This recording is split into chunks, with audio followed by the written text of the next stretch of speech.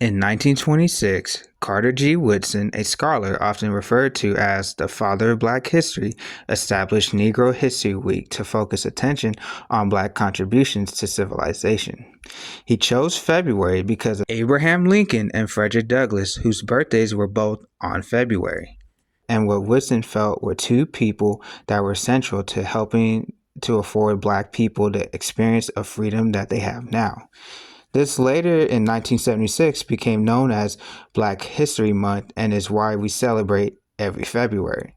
Black History Month is near and dear to me because in schools I was never taught my history.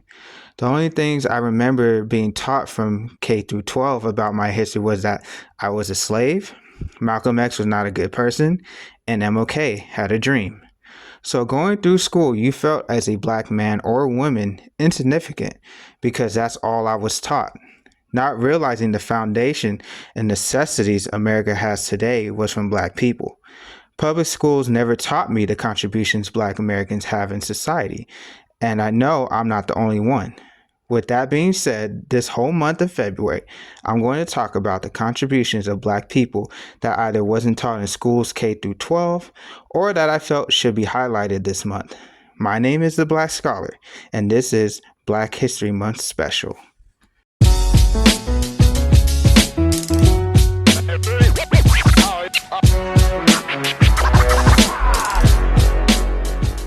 Today, we're going to be talking about Black women in history. Now, when I hear Black History Month, I think of mostly the history that Black men have created in America. I never really heard of Black women in history besides Rosa Parks and Harriet Tubman. So today I'm going to talk about the contributions Black women gave to this civilization. If you guys are enjoying the channel, please like the video, subscribe to the channel, and share it to all your friends.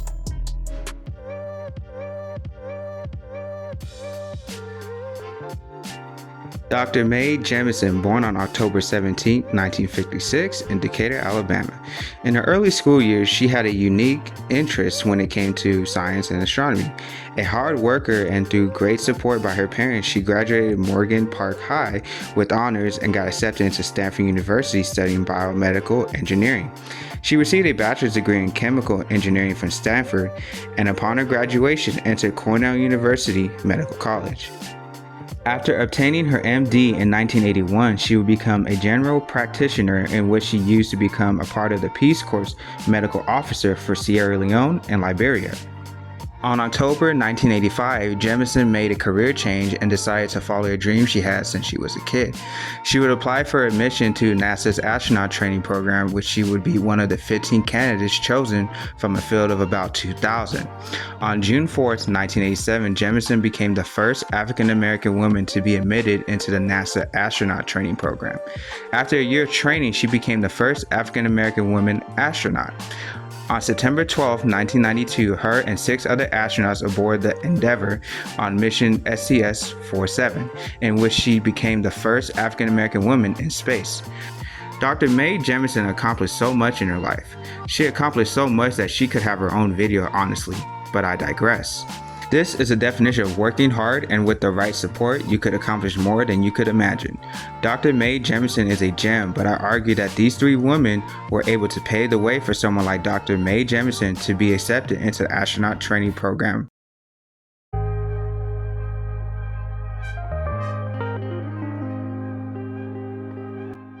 If some of you guys recognize their names, it's probably because you watched the 2016 movie Hidden Figures.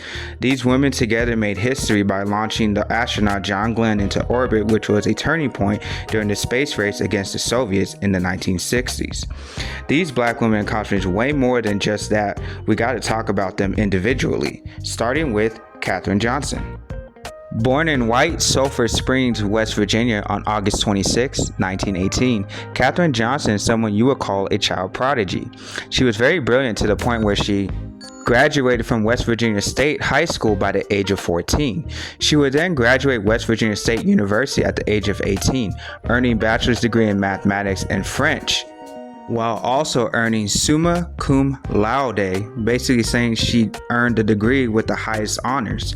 She has won many awards, including multiple NASA Achievement Awards and honorary degrees from SUNY Farmingdale. In 2015, she received the highest civilian honor, the Presidential Medal of Freedom from President Obama. The significance of her role is how much of a genius she was with math. NASA would use her math to send astronauts into orbit around the Earth and later to the moon and back. This woman and her accomplishments should be recognized in society today. The next one we will talk about is Dorothy Vaughan, born September 20th, 1910 in Kansas City, Missouri. Her family moved to Morgantown, West Virginia, where she graduated from Beechurst High School at the age of 15. She would then go to Wilberforce University and graduate with a bachelor's degree in mathematics at the age of 19. She would then work for the NACA, which stands for National Advisory Committee for Aeronautics, on December 1943, which in later years became the first black supervisor of NACA. And in 1958, when the NACA fully transitioned into NASA and segregation ended, became the supervisor of both white and black engineers, basically becoming NASA's first African American manager. This was mind-blowing to me finding this out. The first African American manager of NASA shows the degree of caliber this woman was on. A very smart and talented individual. We still have one more individual to talk about, and that is Mary Jackson. Born on April 9, 1921 in Hampton, Virginia, Mary Jackson would attend Hampton's all-black school and graduate with honors at the age of 16. So all three women graduated high school early, which is very impressive. She would then graduate Hampton Institute with a dual bachelor's degree in mathematics and physical science. After college, Jackson took on a numerous of jobs, including teacher, bookkeeper, and receptionist. In 1951, she landed a job at Langley Memorial Aeronautical Laboratory Segregated West Area Computing Section, which she worked with supervisor Dorothy Vaughan. In 1958, she would be promoted to aeronautical engineer, making her NASA's first black female engineer, which she was tasked with working with wind tunnels and analyzing data in aircraft flight experiments. All three of these women graduated high school at a young age, and all three are deserving to be recognized. All of them accomplished so much, and I would argue set the bar really high on what black women can do. We've talked about the first black woman astronaut and three black women whose accomplishments go unmatched, but now let's talk about black women who made their own business, which is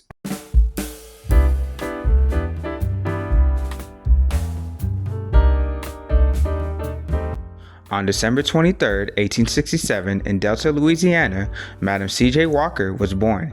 Being orphaned at the age of 7, she and her sister, Lavinia, survived by working in the cotton fields of Delta, Louisiana and Vicksburg, Mississippi. She would then move to St. Louis in 1889, seeking her way out of poverty.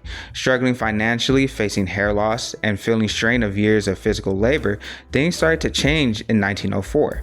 That year, she began to work with African-American businesswoman Annie Turbo Malone's, and also joined Malone's team of black sales agents. A year later, she would launch her own line of hair products and straighteners for African American women. Madam Walker was a wonderful hair grower. In 1910, she would relocate to Indianapolis and built a factory for her Walker Manufacturing Company. She would employ 40,000 African American women and men in the U.S., Central America, and the Caribbean. She also founded the National Negro Cosmetics Manufacturers Association in 1917. She is known for becoming the first African American woman millionaire. This is what black excellence looks like. Not only did she make millions, but she also helped employ other African Americans, which created wealth for the black community. It's an inspiring story to hear someone who went from an uneducated farm laborer into the 20th century's most successful entrepreneur.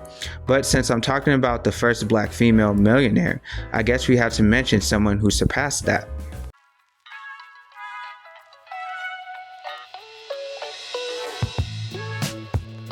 On January 25, 1949, in McKeesport, Pennsylvania, Sheila Johnson was born. After graduating high school, Johnson enrolled to the University of Illinois, in which she met her then husband and business partner, Robert Johnson. In 1980, the two would create what's known as BET, which is Black Entertainment Television, in which she became executive vice president for corporate affairs, focusing on issues affecting the community.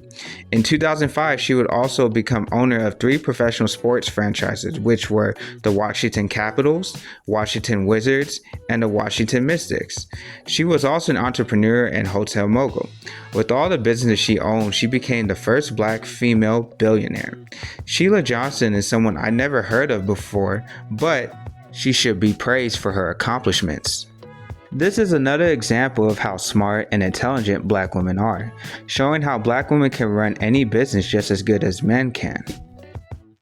It's crazy to think how much African Americans contributed to America just by highlighting these Black women in history. It amazes me how much America tries to hide the historical achievements Black Americans have accomplished, especially women. Often feel the disrespect Black women have gotten, which was highlighted by Malcolm X.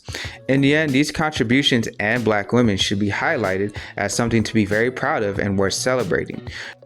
Just wanted to show Black women some love, as we don't show them enough. Hope you guys learned something new and will take this time to study Black history. Till next time, this is The Black Scholar.